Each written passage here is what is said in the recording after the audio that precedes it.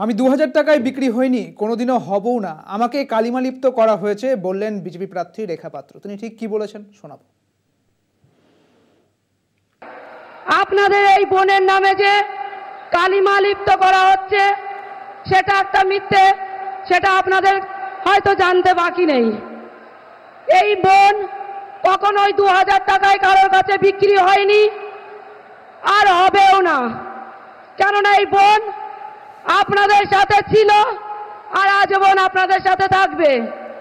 আর আজকে মাননীয় প্রধানমন্ত্রীর সম্মানীয় মঞ্চে দাঁড়িয়ে সেই প্রতিজ্ঞা করে যাচ্ছে।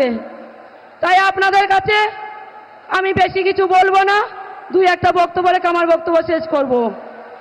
আজকের এই মঞ্চে যেটা আমার আপনাদের কাছে বলার ছিল, আজকের এই মঞ্চে মাননীয় প্রধানমন্ত্রীজিকে আমরা মাননীয় প্রধানমন্ত্রী তৃতীয়বারের জন্য মাননীয় প্রধানমন্ত্রীজি করছি। এই গ্যারান্টি আমার মা ভাই বোনেদেরকে গ্যারান্টি সভা নিতে হবে।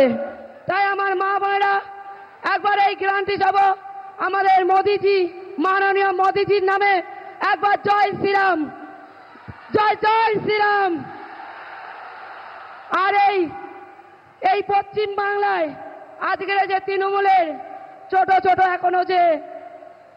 ছোট যে পিঁপড়ারা এখনো আমাগাড়ি দিচ্ছে আর মা বোনেদেরকে হুমকি দিচ্ছে আর মিথ্যে কেস দিয়ে যেসব ভাই মায়েদেরকে হাজতবাস করাচ্ছে, তার উপযুক্ত জবাব আমরা দিচ্ছি।